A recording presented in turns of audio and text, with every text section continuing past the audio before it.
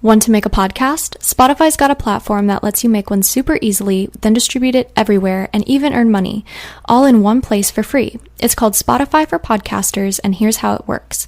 Spotify for Podcasters lets you record and edit podcasts right from your phone or computer, so no matter what your setup is like, you can start creating today. Then you can distribute your podcast to Spotify and everywhere else podcasts are heard. Video podcasts are also available on Spotify. With Spotify for Podcasters, you can earn money in a variety of ways, including ads and podcast subscriptions. And best of all, it's totally free with no catch. Ever since I discovered Spotify for Podcasters, I feel like I've been having a lot more connection with my listeners through the Q&As and polls. I highly recommend you give it a try. Download the Spotify for Podcasters app or go to www.spotify.com/podcasters to get started.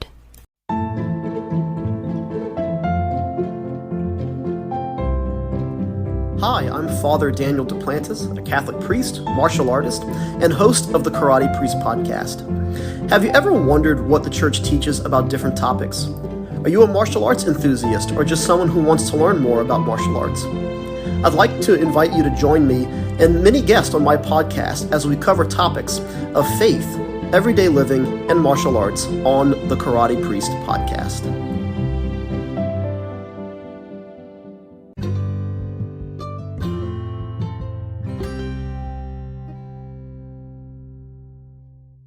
Hi, everybody. Welcome back to Season 4 of A Catholic's Perspective, the podcast all about being a young Catholic surviving in a secular world.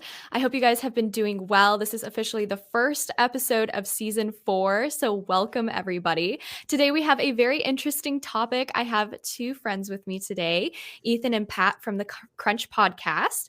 And today, we're going to be talking about social media, how it's impacting our lives, how to set healthy boundaries with social media, how it can impact our faith, all of that stuff we're going to get into today. But welcome, guys. Thank you so much for being here. Hooray. Hey. Hey, Finally. guys. Back, Amber. It's very good to be back. It's good to be here for the first time. I am back. Yes, So, it's true. At the end of the show, Ethan- you'll realize why you invited the wrong guy on first. I'll tell you that much. I'm just kidding. Oh my Patrick's God. great. No, it's so funny. I had Patrick on originally, and then to how to reach the youth, that was back in Season 2. And now Ethan. Did he do it? I believe so. Speaking of the youth, I mean, my son's if I screaming. Mood. Can you hear him cry? Oh, He's he's fine. all right. Peter's probably He's about good. to cry He's too. fine. There's going to be babies crying throughout this whole episode. So It's okay. One of them's I gonna love be me. babies. We'll go with yes. Yeah. No, yeah. So you guys run the Crunch podcast, right? How long have you guys been doing that for? since our first upload, very easy to remember, September 11th, 2016. We never Wow. forget when we Never. uploaded our first episode. 10-year anniversary. It was 15-year anniversary of September We're coming up. 11th. We're almost. We're a month away today from 7 years exactly, which is Yes. crazy. So it's been a long because time. very few people in the Catholic space have podcasted for that long, but very few people have as little success as we've had, and so for that long. for that long, right? So we're Yeah. unique because we're doing it for a long time, but we don't make any money. So that's what makes us special.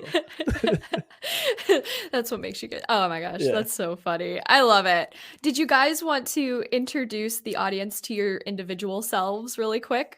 Sure, Patrick. Oh gosh, I was going to tell you to go first. On the I'm spot. Patrick. I podcast and I write.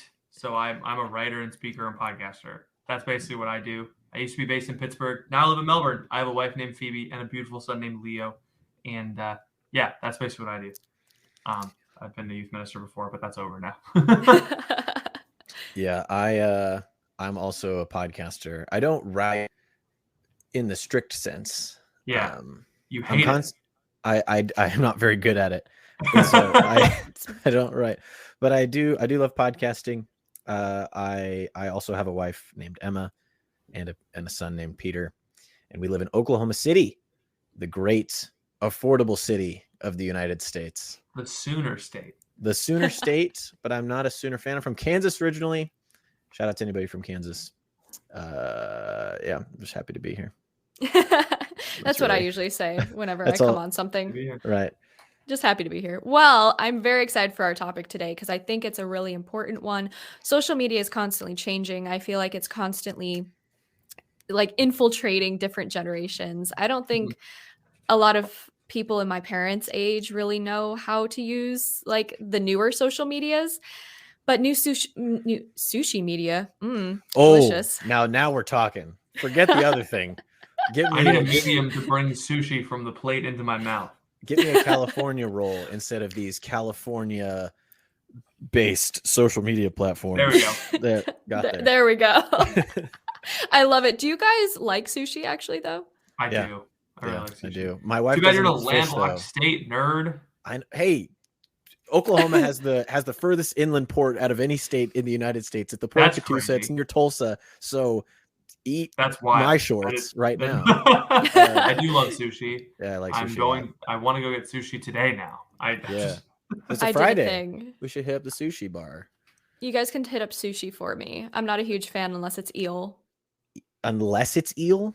Mm-hmm. That's I such like a eel. weird line to draw. You know, there's some that's just like rice and cream cheese. You know? Ew.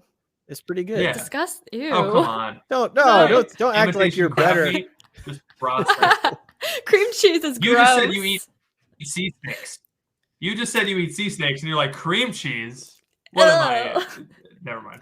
Do you guys have an eel? Do you guys know JMJ Missions?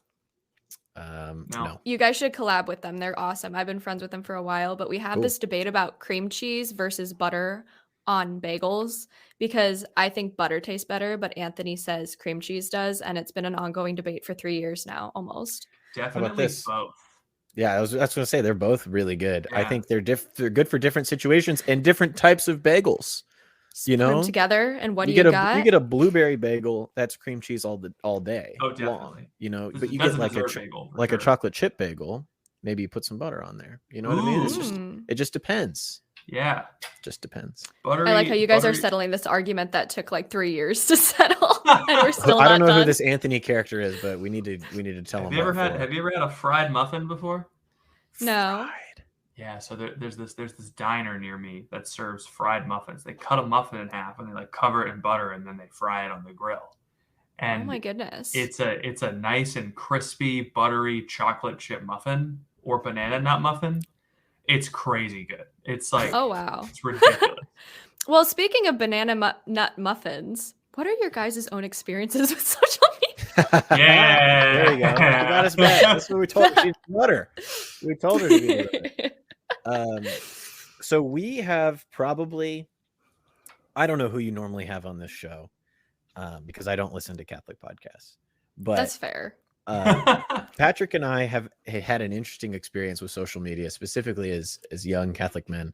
We're 27 and 26 now. So we've been on it since high school.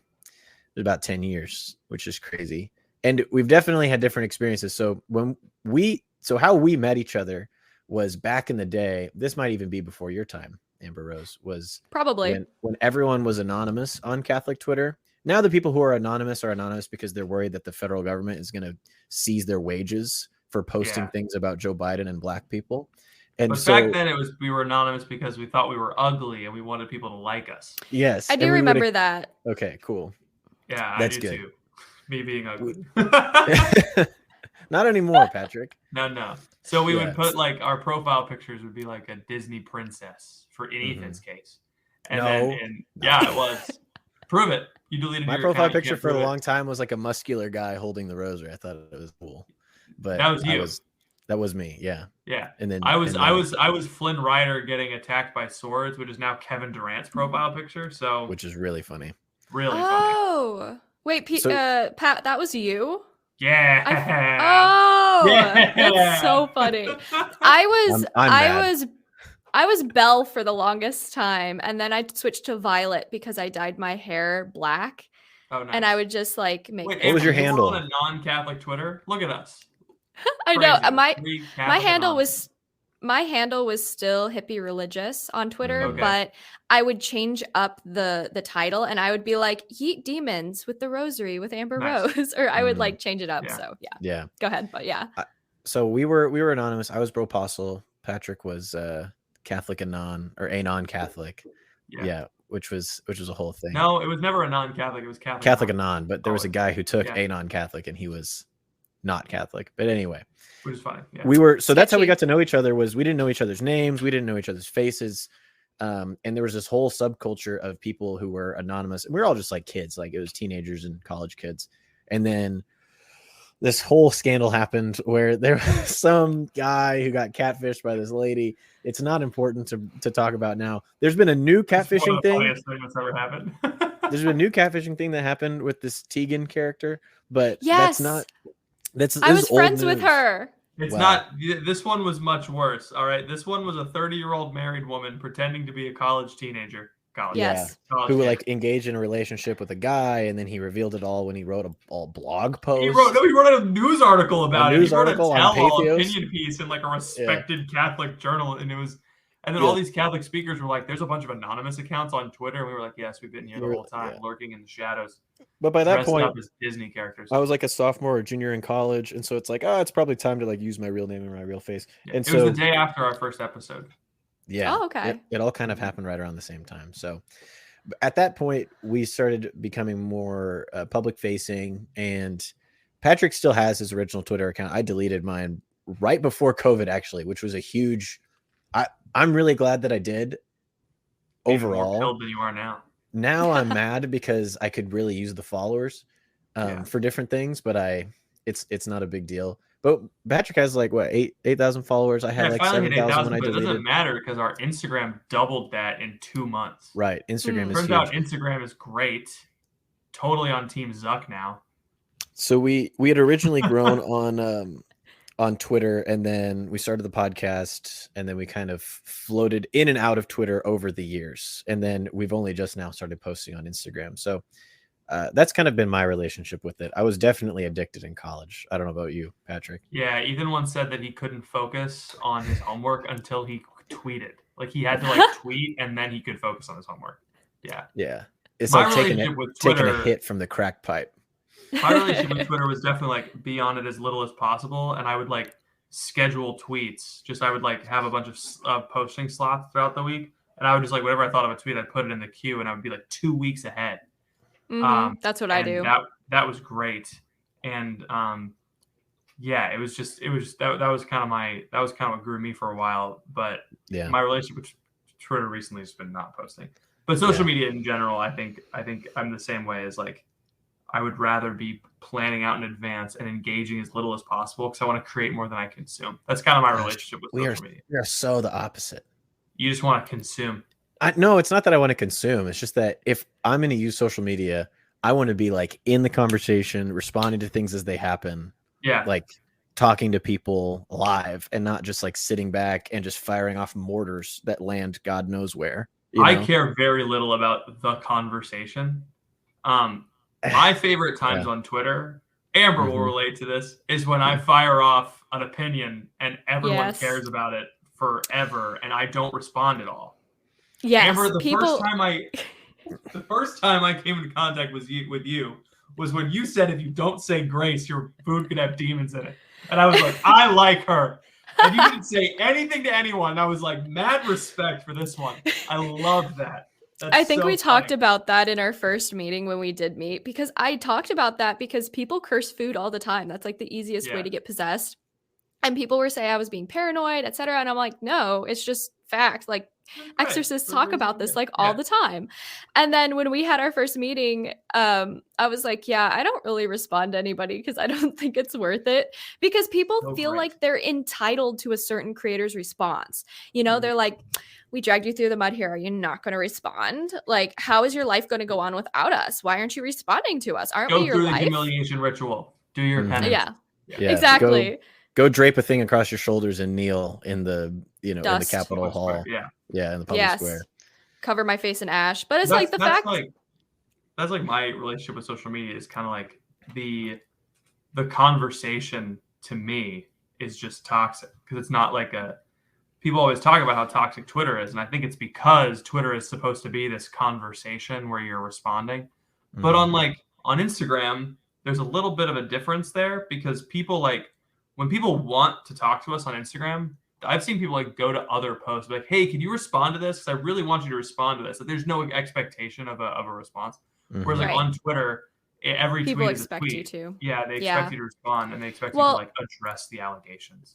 issue with Twitter as well is the fact that it has a limited text number. So Oh, you'll sure, have to yeah. get rid of certain Only words. if you're not verified. If you have Twitter True. Blue, you can type as much as you want. I'm not paying Elon Musk to have a blue check mark next to my name. I had the blue check for unpaid for so long. It was great. Oh, I'm thinking that's about awesome. I'm thinking about paying the $8 a month. Ethan, no. Why Do not? it. Do it. I want Are to. you verified? Are you meta verified, Amber? No, they won't verify me. Why not? It's really dumb. Why? I don't know. They always deny me every single time. It's so dumb. I'm like, bruh, come on. I don't think we can because we're not ourselves, so we can't get meta verified. Yeah, you can't verify a podcast. No one knows if the show is real or not. They're like, it's a figment of your imagination. Yeah, we've hallucinated hundreds of people into giving us money every month on patreon.com/the crunch. I love it. You guys have like that interesting. You guys are technically millennials, right? I'm only a couple years younger than you. Oh No? man, that was No, like you just used a slur and hurled it at us. How dare you? We're like right in between. So I was born in 96. Patrick, you're born in 97. Yeah, so depending on who you ask and what day of the week it is. Right. I feel more of a kinship with Gen Z. I feel zero kinship with millennials. I feel like way far apart from millennials, but I am the same age as a lot of millennials, if that makes sense. It does, yeah.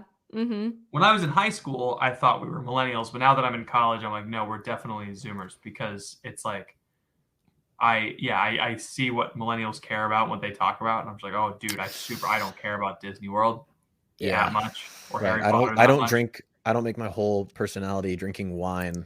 You know, like that's not. Come on. I don't need to find something to consume to fill the void in my heart. You know, like that's I feel like what millennials do is they're just like, oh, I'm going to get really into Marvel, and that's going to be the thing. And it's like, well, I have a child. And like, for me, anxiety and depression is not a personality trait; it's a reality. Mm-hmm. Right. It's a lived experience. It's a reality trait. Patrick, don't make fun of depression. Sorry. The Sky King will come for you. Anyway, Amber Rose, there's this guy named Richard who died 5 years ago, but he was depressed. And so instead of like going on a podcast and talking about how depressed he was, like people do now, he hijacked a commercial jetliner and did barrel rolls and crashed into the ground. What? And I know, which is crazy. There were no people in it. It was just him. So he was like, in his mind, he's like, I got to screw loose. And I know that you can like hear his conversation with the FAA. Like they have it recorded. He's like, I'm just going to do a barrel roll and maybe I go out and maybe I don't. But like, I don't know what to do with my life anymore. And I have a dead end job. And so I might as well go out in a blaze of glory. And it's just like, man, at least he took it to its logical conclusion. You know what I mean? He went all the way. Say what you will about at least he didn't go on a podcast and be like, I'm depressed. And then like, let's just, anyway. To answer your question, how dare you? Go on. No, I get it though. I get it. Yeah. But like you guys definitely have been on social media for a while, nonetheless.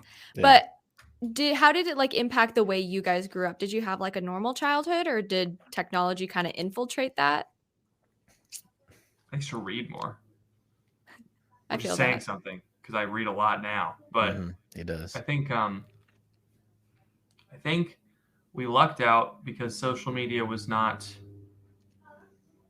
They didn't figure out how to monetize it until like 2012, and so like by the time we were in high school, they were just kind of starting to figure out how to capture attention. Like the Facebook ad revolution was in 2012, and then the algorithm changed in 2015. And so by the time Instagram was out, like Instagram came out when I was in high school. And so like Instagram, Snapchat, all Vine, all those things happened while we were in high school. And so it wasn't this like hyper addictive just crack for your brain. So like we missed that, which is nice.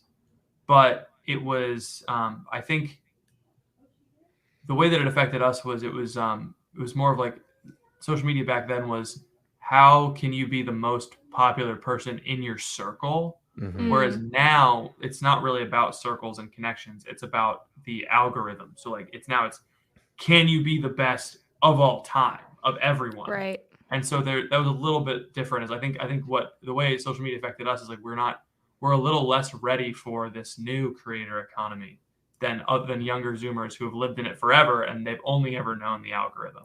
We knew the network. We had a Somewhere weird experience with it. Like, to give you a frame of reference, I watched the Coney 2012 video on Google Plus. I Which is loved just Google like- Plus. Google Plus So cute. was a fascinating little experiment that Now failed. Google Plus sounds like Google you have to pay for, Right. Yeah. but it was also free, so that's weird. So yeah, I like got Twitter in 2013. I got Facebook when I was in 7th grade, which would have been what, 2010, 2009, somewhere around there. And so like 2011? No. 2011, Yeah, 2009. yeah, somewhere around there. So it's like, but it was just, I just wanted to poke the girls that I liked from school and like post on my friends' walls and like post memes. Like it wasn't, like Patrick said, it was so contained within just like my own world of like Chisholm Trail Middle School, like that was all that really mattered. And then eventually high school, and then kind of when we got to college, especially because we had the other accounts that were bigger, that were the Catholic accounts, that kind of broadened my perspective compared, I think, to a lot of my peers who maybe are still in the like, I post on Facebook for my high school friends type beat. Yeah, But like no, that's Patrick fair. and I think a lot of people our age still post like that, Patrick. Mm. They're like on Twitter, on Facebook for Yeah, the people they know in real life, whereas we are just like not, Yeah, that's true. I guess with Twitter, our experience was like it was a network, but it was still it was larger than our friends. Yeah, I guess I've always posted like that. Like I'm posting for the public as opposed to for my friends. Right. Yeah, So, but I think we were we were the transition people where that turned, where like people younger than us always kind of understand that they're posting to the world, and people older than us kind of always understand that they're posting to people that they know in real life for the most part. So no, that makes sense. Yeah, that's interesting though, because I mean, I grew up with like those CD computer games that you have to put into like the tower in order to. How old are download you? them. I'm 24. Okay. The Mystery of Veggie Island. Oh yeah. She's not that much younger. No, I'm 26. I thought you were younger than that. Ethan's old. I'm not. I'm in my late. I'm in my mid to late 20s still. I don't think you're in your late 20s. You're in your early late 20s. I'm in my mid late. I'm in my late. Yeah, well, I'm in my early 20s. The trade-off is that I own a house, and so I guess that's like fine to like be in your late 20s. It's true. You know what I mean? Like keep your youth. It's a good life thing. I'll build my equity, brother. Sure. Yeah, then you're gonna take a HELOC to refinish your kitchen or something. I don't know. No, I would take a HELOC to buy an investment property. That's the Dave Ramsey. It's actually not the Dave Ramsey at all. It's not the Dave Ramsey at all. It could be though. I feel like that's something he would say. Dave Ramsey wants you to pay off your house before you invest in anything other than the stocks, basically. Retirement, yeah. That's true. Yeah. I mean, yeah, I haven't read too many of his books, but yeah, I did the CD-ROMs. I would get Pajama Sam from the library, come home, pop it in. I love that. Oh my gosh, that's the dream. Huge, so good. Not anymore. Do you guys? I know with like now that because you said how social media has changed so much, and like you guys are kind of, on Instagram and Twitter, and are you guys, podcasts and stuff? In those like realms of social media, did you notice an impact of your faith life, like pros and cons, anything of that nature type thing? Because we were in Catholic circles on social media, it helped, which is strange. So like because we had such access to like divergent views, our personal experience of suburban Catholicism in all of its good. Like, I had a really great youth group in high school. I had some really okay formation. Some of the formation was lacking. So like Twitter really filled in that gap, right? I think the reputation of Franciscan, both in my youth group and my community, and the reputation I had online, helped me make that decision to go there. And so I think that Catholic Twitter specifically helped. Like I don't know how that would be for the average person, because the average person isn't going to be like a card-holding member of Catholic Twitter, So it's like I had solid friendships that I made from Twitter that helped my faith. Like Ethan is a great example. I don't know why I didn't use him first. Oh. Okay, but like I could see why. Yeah, it's not a big deal. I could see why someone. Oh.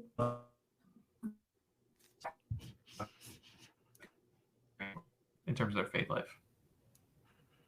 You broke up a little bit there. Could you repeat that? Really? Yeah, it was like robotic. Sorry. Oh, my bad.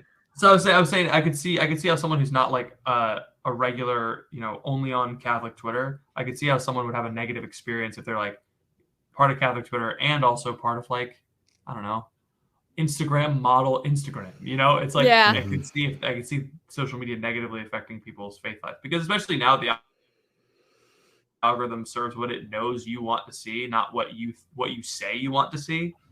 Because like back in our day, you had to follow accounts that posted bad stuff, but now if you just like look at it for 2 seconds, Instagram will show you more of it, so it's like that's frustrating. I would say for me, I've been through ups and downs where I'm like, yeah, I don't want anything to do with this, or yeah, I want everything to do with this. I think it's 2 options. I think that it's those are the only 2. I think it's more up to an individual's desire for discipline and virtue more so than like the social media itself, because you can have a virtuous person use social media and their faith life won't be impacted, and you can have a vicious person use social media and it will just amplify their viciousness, And so it's like, for me, the impetus is not, well, I need to like remove social media or put limits on it or whatever. It's like, no, I just need to become more virtuous and then I'll use it better. And that's kind of how I've seen in my life through like different, there were times where I deleted my whole Twitter account and I lost all my followers and all the tweets are gone, but then I started it back up and now I have a better relationship. Tweets are backed up. We downloaded. I have the tweets. I have the tweets. Just repost you have the them. breast pump tweet. I do have the breast pump on your tweet. hard drive. Yeah, it does exist. Headphone tweet. So yeah, I think it's much more up to the person using it than the thing itself. And I think I think a lot of people, when they look at social media, they see it as the default way that it's presented to them, which I think is bad. So like, for example, on Twitter, I have everyone muted that I follow, and then I put everyone that I care about reading on a list, and I separate the list based on topic. And so I have a Catholic list, and I have a sports list, and then I have a politics list, and then I have like a business list. And whenever I like just swipe through the different lists and then I read things, and it's like way less difficult to get lost in the sauce of the algorithm, because a list, Twitter doesn't put like algorithmically generated things into your lists. It just is the people that you put in there. And so I think if people just put a little more intention behind how they use these things, I unfollowed every person on Facebook that would show up in my feed for like a month. Every time I went on, I would just unfollow people. So now when I get on Facebook, it says, whoa, looks like you have no posts. Maybe you should follow someone. I'm like, no, thanks. I don't really, if I want to see someone's stuff, I'll just go and I'll like look it up.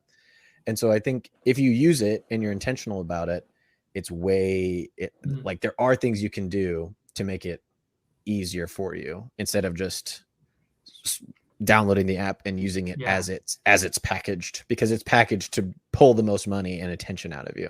And so you kind of have to fight it a little bit. I do think if you want, I don't know, I was talking to a teenager about this, and I was like, you understand that they're like making money off of you being distracted, right?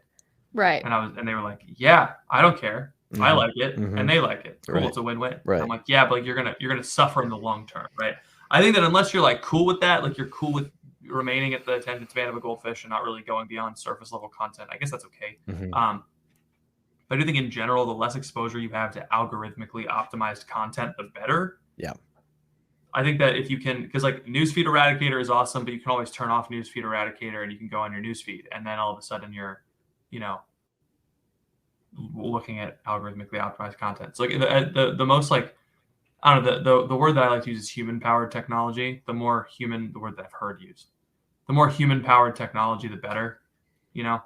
Like a bicycle is not worse. Is not like a bicycle and a motorcycle, right, are similar in that they both get you places faster. But a bicycle is human-powered, so you can still get tired riding a bicycle. It's just a motorcycle. Like it's almost unlimited how far you can go, and so we're not supposed to do that. We're not designed for that kind of. We can't handle that kind of freedom. We end up with these just ridiculous distances between us, Right. The no, Amish absolutely. Right. We made fun of them. I definitely think it's important because when I got on social media, I didn't know what I was getting into. I don't think anyone prepares you for being a Catholic communicator or just a Catholic influencer in general. You don't really know what to expect. And most of the time, it's an accident when it takes off. Most of the time, people don't expect it to. And then all of a sudden, it does. And you're like, what do I do now? And that's what happened to me. And so I had to figure out how to deal with coming back into my faith. Like I was a baby Catholic, I was just coming back. I had to deal with hate from people. I didn't know a ton about my faith. So I had to do a bunch of research to combat the misconceptions that people were throwing at me. It was like a lot at once, and it led to a lot of burnout.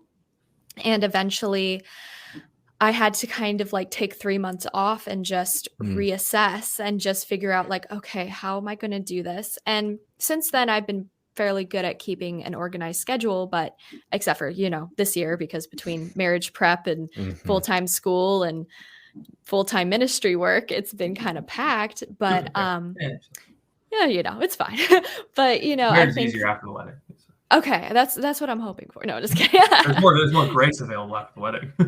Yeah, that's what we're counting on. Even though I said engagement's the hardest thing, it's the most amount of commitment, least amount of grace. Yeah, that's true. That's what I've heard too. But yeah, it's just one of those things that definitely, it kind of segues into our next question, which is like, how can we set healthy boundaries with social media? Because I think that's something that so many people are struggling with today. Yeah, I think kind of like what I was saying earlier is like create the social media that you need for yourself is one thing. And then it's also like, do you live alone? Like, because if you live by yourself and you work remote and maybe you have like a roommate and you just like don't have any, I really feel like social media, like the way that you use social media is a fruit of the way you live the rest of your life. And so if you don't have community, accountability, friendship, a sacramental life, then your relationship with social media is going to be bad. But I think if you have friends, hobbies, if you are reading books and praying, or you don't even have to read books. I don't think it's book good, phone bad. It's just like, are you doing things that slow down your brain and slow down your attention span? Are you gardening, or are you going on walks, or like it could be anything. It doesn't matter. And so that, like, I think the best way to set a boundary with social media is, it's like, don't get too fixated on the thing. Like, are you living an integrated life holistically? Yeah. And if you're not, then that's where you have to start, because the social media problem is a symptom of the lack of the disintegrated life problem. Yeah. A friend of mine put it well. He was like, it's not that social media makes me unhappy and I'm not using social media, I'm happier. It's just that when I'm happier, I use social media less. Right. It's like the happiness comes first. And so like, I guess like setting up healthy boundaries, like what hole is social media filling? It's good for you to just take a step back, be like, I'm going to commit to no unnecessary, like non-work related technology use altogether for 30 days. And then just see what happens. Write it down. What am I missing? Like, do I miss it every day? Do I miss it every week? All right, cool. Go back and say, all right, so I missed, I wanted to sit down with my favorite can of soda and watch Netflix every day for 30 days. Okay, that probably means that's something that you really care about. You enjoy watching television. So set a rule for yourself. Like, I watch Netflix after I have a successful day at work for 30 minutes with a Coca-Cola, and I turn off autoplay so that it doesn't autoplay. I don't get stuck, and that sort of thing. It's like, maybe you don't need to go on Facebook all the time. It's like, It's just too much, It's just like figure out what's good for you. If you need online friendship, then okay, maybe Twitter is good for you because there are people online who are your friends that you can communicate with, share ideas, talk about things, because you might live somewhere where there's no in-person Catholic community. That's a real problem that a lot of people have. That's why we started our Discord. We have a Discord community that has 530 people in it. Wow. And so it's like people converse and they chat and they share problems and they share questions. It's like, that's a form of social media, but it's led to people meeting in real life. It's led to people dating. It's led to people getting jobs. It's and so I think it's figuring out like, what do I really need at the deeper level, not just what do I want right now because my mind is buzzing because I'm so used to just filling every desire at a second's notice. It's like, okay, what do I really need? I really need community. Okay, how can I find community online? What do I really need? Well, I really care about knowing what's going on in the world. I really care about the news. Okay, what's a good way to figure out how to get the news? And just like if you just take a step back, go a little bit deeper, then I think the boundaries become much more clear instead of like setting an arbitrary time limit using the screen time app on your phone. Like that doesn't really solve the problem. That just is like trying to band-aid it. Right. And so I think that's why it's so unsuccessful and people just hit the thing and say add 15 minutes because you're not really solving anything. You're just like trying to make yourself feel better without addressing what you really want because people are embarrassed or they're scared to talk about. And they added that feature so that you could continue to be addicted to it, by the way. Like that feature is added so that you can feel like you're being very responsible with your social media use, where in reality you're not. That's how they get you. Because TikTok even added that in because they were like, oh, you've been scrolling for a lot. Time to take a break, because they don't want you to become. It's like they don't want you to die. It's like the Matrix. Heroin. They don't want you to die doing heroin. They want you to keep doing heroin, so they won't lace it all the time. They'll lace it for one guy, so you know where the good stuff is, but they won't lace it for everyone. Yeah, that's a thing. They lace heroin with fentanyl, so people die, and they go, "Okay, cool, I'm gonna go." Who is they? The CIA. What do you think? This happens. This happens a lot. I believe you. You just have to say the CIA did it. I'm in. That happens a lot in Chicago, like the whole fentanyl thing. It's crazy. Yeah. No, but that makes sense. And I think it's an actual, it's a tool that people can use to actually dissect their own feelings instead of just being like, oh yeah, this is a Band-Aid and this will work for a little while. I mean, I've done that before. I've done the whole timer thing and I'm like, but why isn't it working? And that's the reason why. It's because you really have to get to the source of it. And as Catholics in the social media world, we have to take up space and we have to be able to share our faith and things like that. So it kind of ties into our last two questions here, which is, how do we take up space on social media as Catholics? But then when we do, we are bound to receive hate. So then how do we deal with that hate? Whoa. So I have some opinions about this. I think Buy a Haters Will Be Prayed For journal from religioushippie.com. Oh, it. You can get it for $15 donation. You can get the Haters Will Be Prayed For journal. Did you guys talk before this? Like, how? No, I'm just really good at making money. I just haven't been applying it to our podcast. I know you're applying it to someone else. Thanks, Pat. Man. I appreciate it. Goodness, we need to. You and I are going to talk after this, Patrick. Patrick's going to get reprimanded.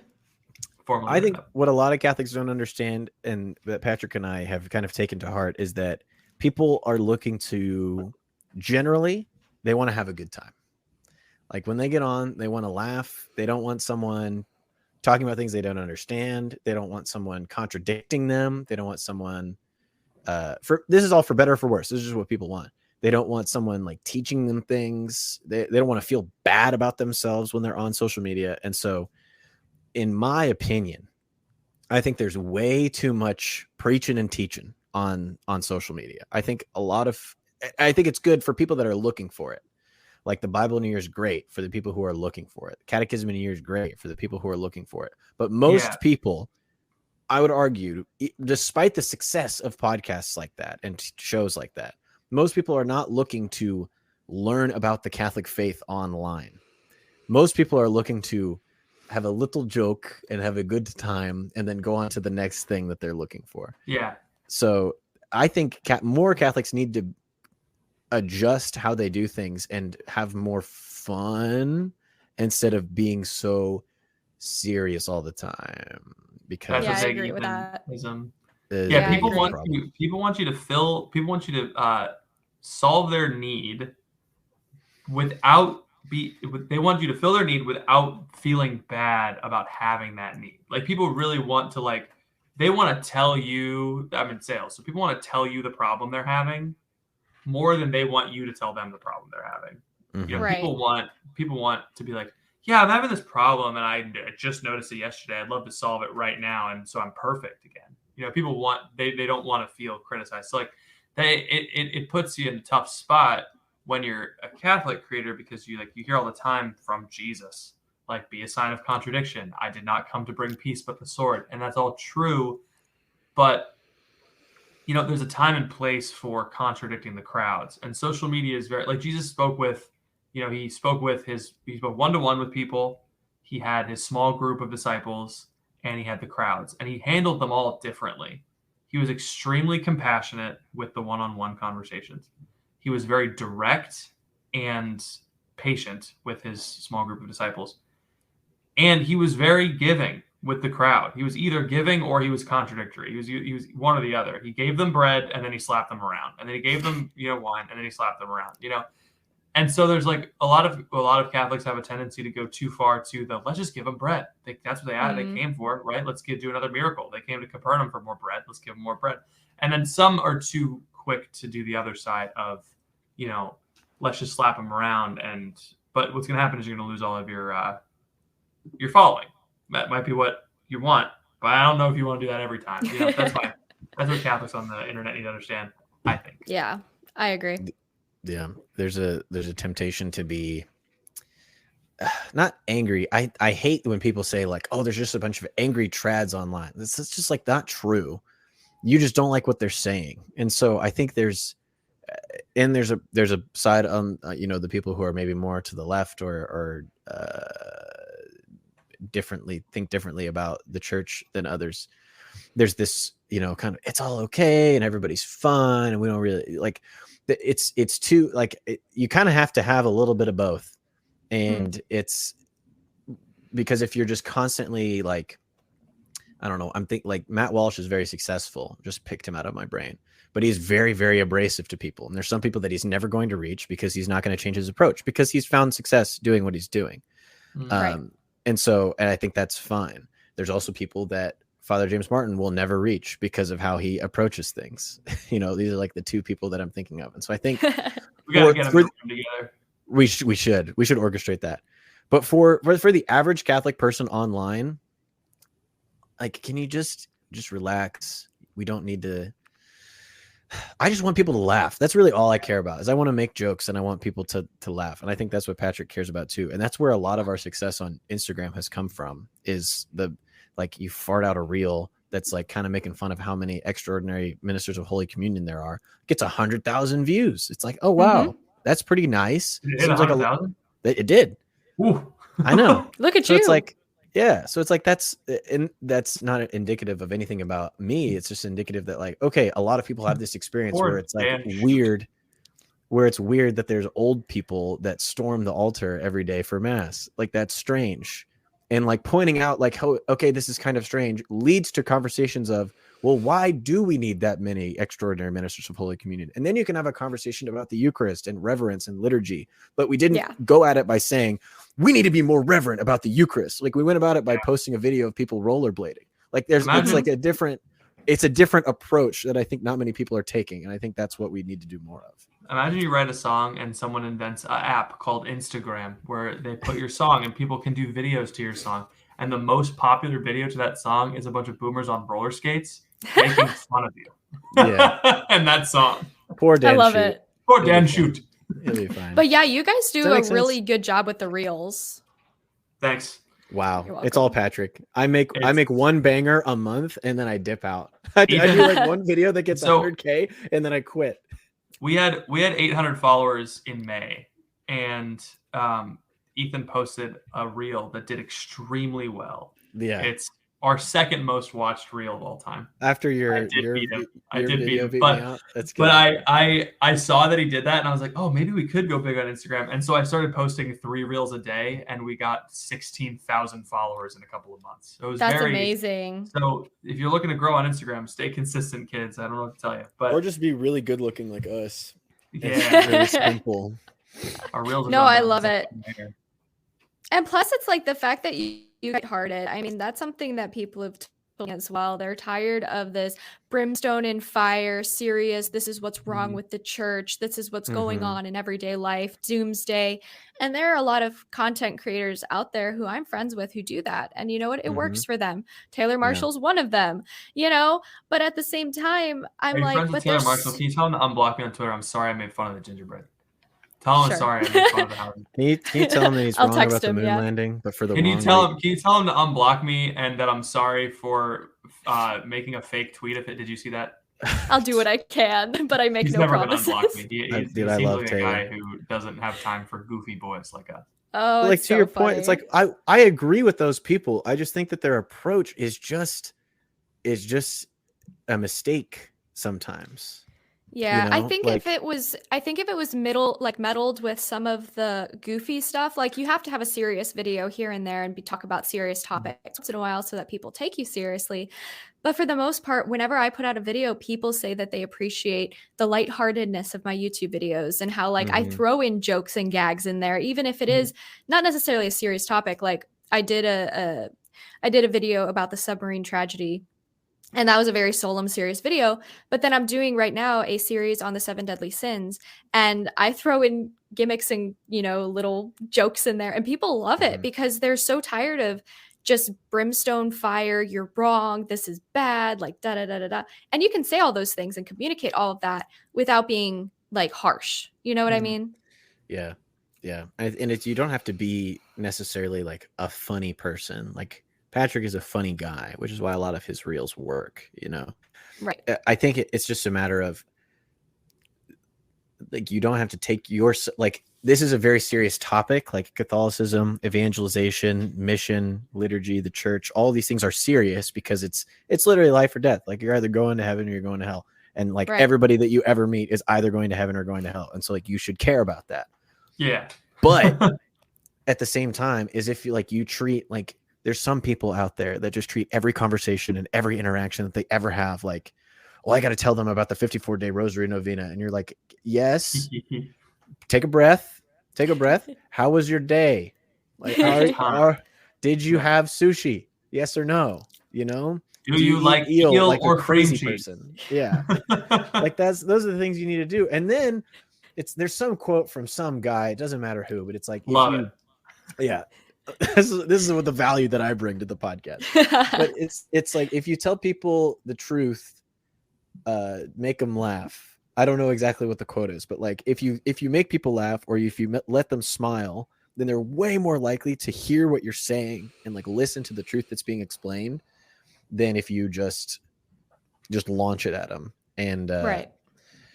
So that's all I have to say about that.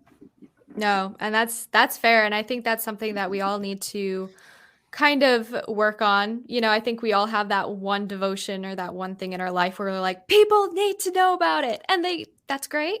For but me, not it's every listening to our podcast. Yes. That's the one devotion. Mm-hmm. Just plug that right in there.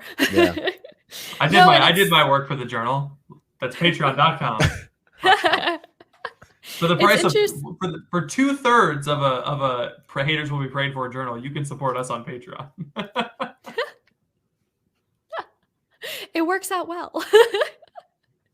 Yeah, I just think that these days, people, I think, take social media a little bit too seriously. They view it as this thing that is just end all be all. And it's like, that's not true at all, but you got to learn how to use it properly. Right. But, I really appreciate you guys hopping on here and doing this podcast with me.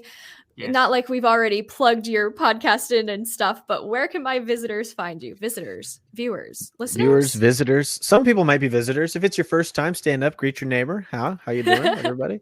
Come to the front. Tell us a fun fact about yourself. We're everywhere at the Crunchcast. That's Twitter, Instagram, and our website is thecrunchcast.com.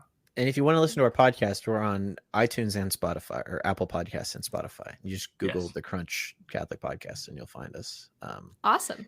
You want to listen. We have 350 episodes, give or take. A lot of them. That's a lot. We upload twice a week on our main feed. We do a regular show, and then we do a specifically about dating. We do a dating podcast on Wednesdays, so Sundays and Wednesdays. And then if you give us $10 a month, you get a bonus episode on Fridays. So we do 3 episodes a week. If you like us, and if you don't like us, please don't tell me. I can't handle that kind of rejection at this time. If you tell me, maybe don't later, tell me, I'll change the podcast. Wait, one person said this one thing. We have to change everything about the show. That's literally me. Yeah. It happens. So bad. I dig my heels in. I'm like, fine. They're never going to get what they want. I'm never going to change. And then we actually end up not improving the things we actually need to improve because I get so stubborn. If you want a show that's great, you should listen to ours and be along for the ride. Yeah. I love it. Yes, so definitely go check them out, listeners, if you guys have not. And with all that being said, guys, thank you so much for being here. I really do appreciate it. Again, that's Ethan and Pat from the Crunch Podcast. And with all of that being said, I hope you guys enjoyed this podcast, and I'll be talking to you guys in the next one. Bye, guys. Bye. Bye. Thank you so much for listening to A Catholic's Perspective with me, The Religious Hippie. Make sure to visit my official website at thereligioushippie.com, and while you're there, be sure to sign up for my newsletter to keep up to date with my latest news and offerings. You can also find me on virtually any social media site as The Religious Hippie. Thanks for listening.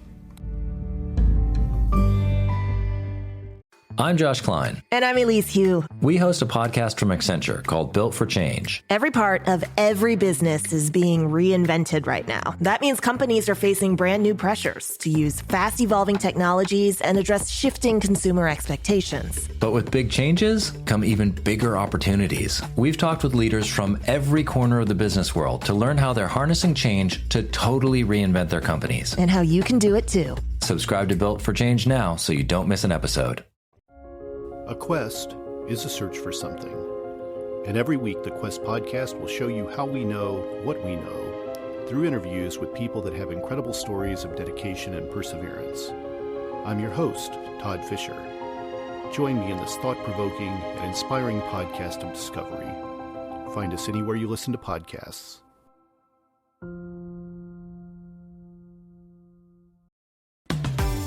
This episode is brought to you by Michigan Economic Development Corporation. In Michigan, you can have both a rewarding career and a quality lifestyle, with plentiful career opportunities in world-changing, innovating industries, from electric vehicles to clean energy to biotech, with room for advancement no matter where you are in your career. Plus, Michigan offers a welcoming, beautiful, affordable, and inclusive community for all. Live your best life. You can in Michigan. Visit themichiganlife.org. Thank you for listening to this podcast. Please be sure to rate and review this episode. This podcast is produced by Amber Rose and distributed by Metacortex Publishing. This podcast is copyright by The Religious Hippie, NFP. Any previously trademarked or copyright content is used by permission. Information and opinions stated in this podcast should not be construed as medical advice. Please be sure to visit the official website for The Religious Hippie at thereligioushippie.com or find me on social media for other unique content.